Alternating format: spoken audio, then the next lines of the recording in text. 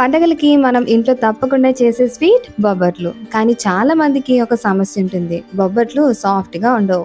పూర్ణమేమో బయటకొచ్చేస్తుంది. లేదంటే చపాతీల్లా గట్టిగా అయిపోతూ ఉంటాయి.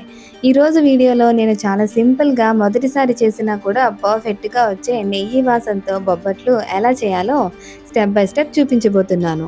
ఈ చిన్న చిన్న టిప్స్ అనేవి ఫాలో అయితే సరిపోతుందండి. మీరు పర్ఫెక్ట్‌గా బొబ్బట్లనైతే ప్రిపేర్ చేయొచ్చు. ఇంకెందుకు లేట్ మరి చూసేద్దాం వచ్చేయండి. ముందుగా మనం పిండినైతే కలిపేసుకుందామండి. ఫస్ట్ అయితే ఒక కప్పు మైదా పిండయితే తీసుకుంటున్నాను.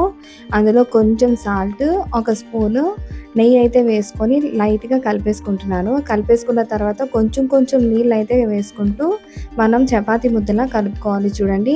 లూజ్‌గా కాదు, అలాగని గట్టిగా కాదు, కొంచెం మెత్తగా ఉండాలి. ఇప్పుడైతే దీని మీద ఒక 2 స్పూన్ల నెయ్యి అయితే వేసుకొని మనం దాన్ని నాననివ్వాలండి. మనం కలిపేసుకోకూడదు.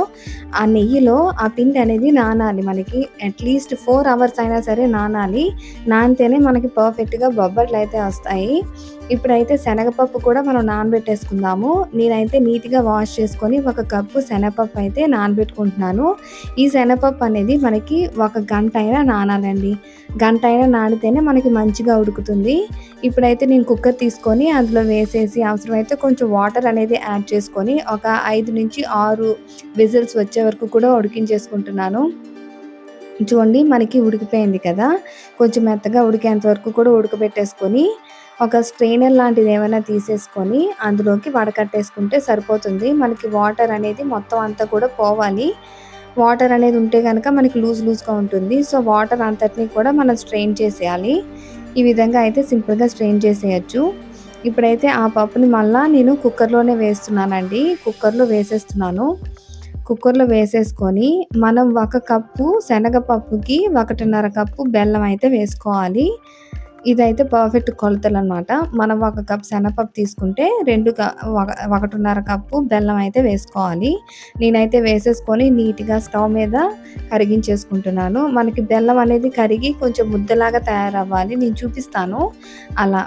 ఒకవేళ మనకి పప్పు అనేది కొంచెం పప్పులా గింజలా ఉంటే గనక మనం స్మాష్ చేసుకుంటే సరిపోతుంది. అది కొంచెం మెత్తగా అయిపోతుంది. చూడండి మనకి ఈ విధంగా అయితే వచ్చేసేయాలి. ఒక హాఫ్ స్పూను యాలకుల పొడి అయితే వేస్తున్నాను. కొంచెం వేడిగా ఉన్నప్పుడే నేను ఒక 1 స్పూను నెయ్యి కూడా వేసేసి దీన్ని ఒక కంచమైనా లేదంటే కొంచెం వెడల్పాటి గిన్నె అయినా తీసుకొని అందులోకి వేసేసుకుంటే మనకి త్వరగా చల్లారిపోతుందనమాట.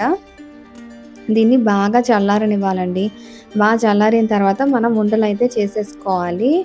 మనకి ఉండలనేవి అంటుకోకుండా ఉంటాయి. కొంచెం బాగా చల్లారితే గనక మనం చేసుకోవడానికి కూడా ఈజీగా ఉంటుంది. చూడండి ఉండలనైతే నీట్‌గా చేసేసుకొని పక్కన పెట్టేసుకుందాము. ఇప్పుడైతే మన మైదా పిండి కూడా నానిపోయి ఉంటుందండి. 4 గంటల తర్వాత నానిపోతుంది కదా! ఇప్పుడు చిన్న ముద్దనైతే తీసుకోవాలి.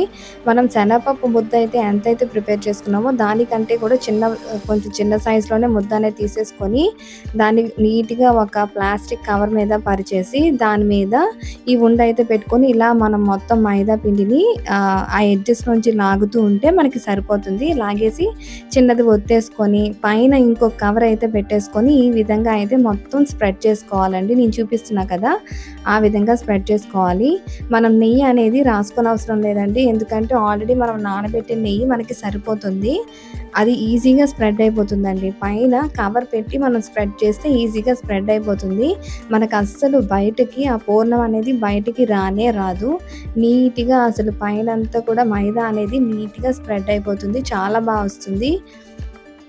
చూడండి ఈ విధంగా అయితే తీసుకొని లైట్‌గా ఎడ్జెస్‌లో లాక్కొని చేతి మీదకి రాగానే మనం వేడి పెనం మీదకైతే వేసేసేయాలి. మనం ఎక్కువసేపు చేతిలోనైతే ఉంచుకోకూడదు. ఉంచుకోలేము కూడా అది జారిపోతూ ఉంటుంది.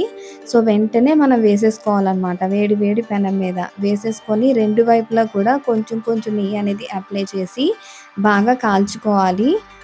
మనకి ఒకవేళ ప్లాస్టిక్ కవర్ అనేది లేకపోతే కనుక పాల కవర్లైనా, పాల ప్యాకెట్స్ కవర్స్ ఉంటాయి కదా! అవైనా లేపోతే గోధుమ పిండి కవర్స్ ఏదో ఒకటి దేనిదో ఒక దానిది కవర్ అయితే ఉంటుంది కదా!